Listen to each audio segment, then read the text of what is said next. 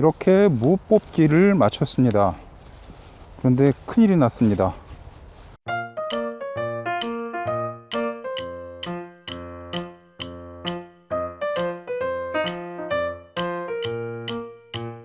무를 뽑아야 할 때가 된 것 같습니다.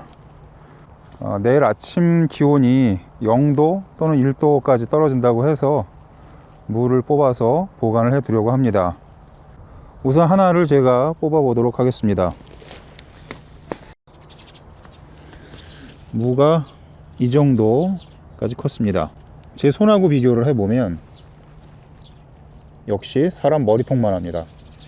무가 거의 그 사람 머리통보다 같거나 크거나 그 정도까지 자랐습니다.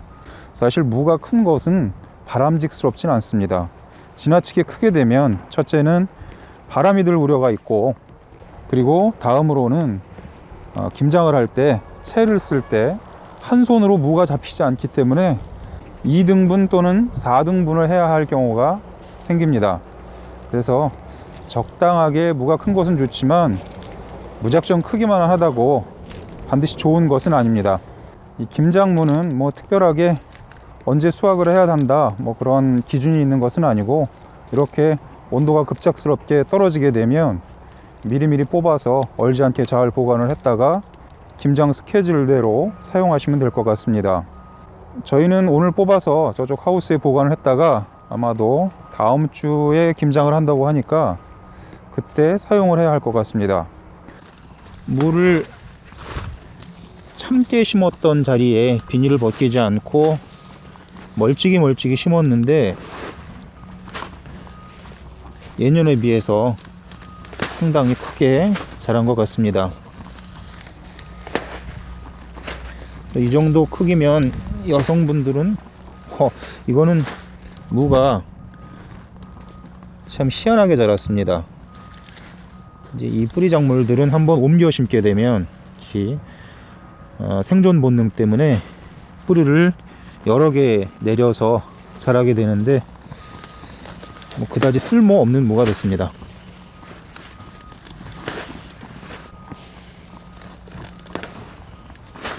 이런 식으로 그냥 하나의 통으로 자라는 것이 가장 좋습니다. 사실 제 손하고 비교를 해봐도 이 정도만 돼도 무가 좀 큰 편입니다.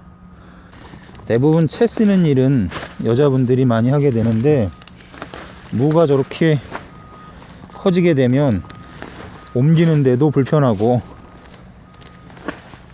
나머지 일을 하는데도 상당히 힘이 듭니다.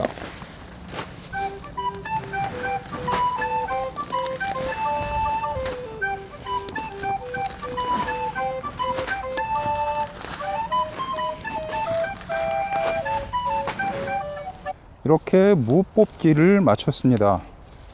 그런데 큰일이 났습니다. 사실 저희가 필요한 무는 한 150개 정도인데 뽑다 보니까 3분의 1 정도 뽑았는데 벌써 150개가 훨씬 넘었습니다. 나머지 무들을 어떻게 처리할까 걱정거리입니다. 근처 사시는 분들에게 나눠주기도 하고, 그리고 처갓 동네에 필요하신 분들 있으면 나눠드릴까 합니다. 우선 무 이파리를 자르고 다듬는 작업을 해야 할 것 같습니다. 이렇게 무를 다 뽑고 어느 정도 다듬어 줬습니다. 여기 무청이라고 하는 무 이파리는 저희는 그냥 다 버립니다. 시래기를 만들 무를 별도로 심었기 때문에 이처럼 밭에다 넣고 며칠 있다가 로타리를 한번 쳐줄 예정입니다. 그리고 이렇게 좀 작은 무나 이처럼 못생긴 무, 또 여기도 별로 모양이 예쁘지 않은 무들은 다 같이 이렇게 밭 속에 묻어둘 예정입니다. 이쪽에도 아주 희한하게 생긴 무가 있습니다.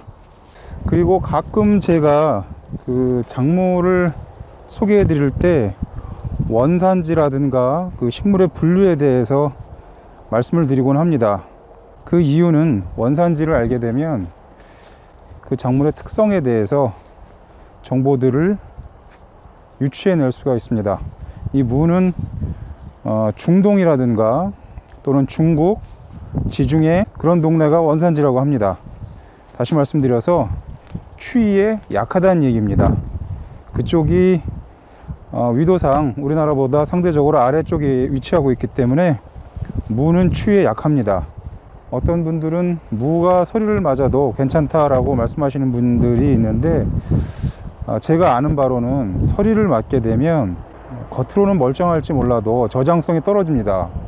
그것이 단순히 무 원형 그대로 며칠 동안 저장이 된다는 얘기가 아니라, 김치를 담궜을 때 김치 속으로 무채가 많이 들어가는데, 그러한 경우에 덩달아서 김치의 저장성도 떨어진다고 볼 수 있습니다.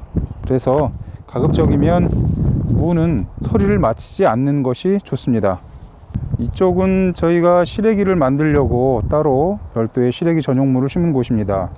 이런 시래기 전용무 같은 경우에는 서리를 맞아도 아무 관계가 없습니다. 어차피 아래쪽에 있는 무는 먹지 못하고 위쪽에 있는 무청만 이용하는 것이기 때문에 뽑지 않은 상태에서 서리를 맞아도 별 관계는 없습니다.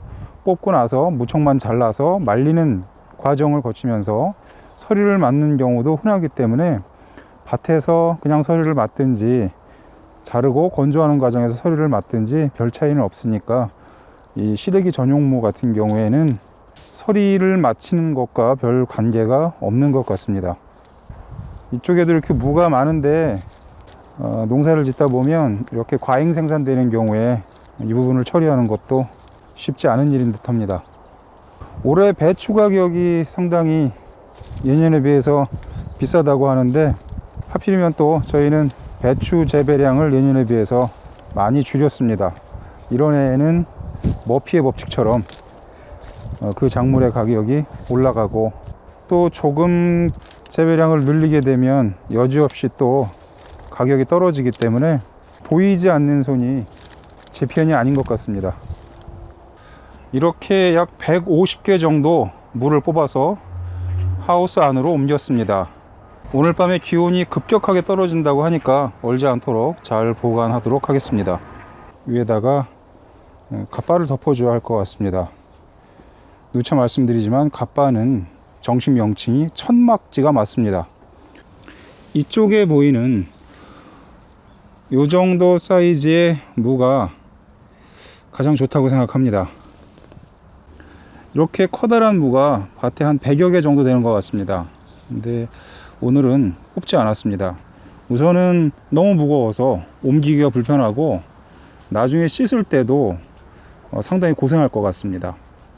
오늘 밤에 얼 것 같아서 상추하고 쑥갓도 다 잘라왔습니다. 이렇게 커다란 봉투에 넣고 케이블 타이로 묶어주면 수분이 증발하지 않기 때문에 한동안 보관이 됩니다.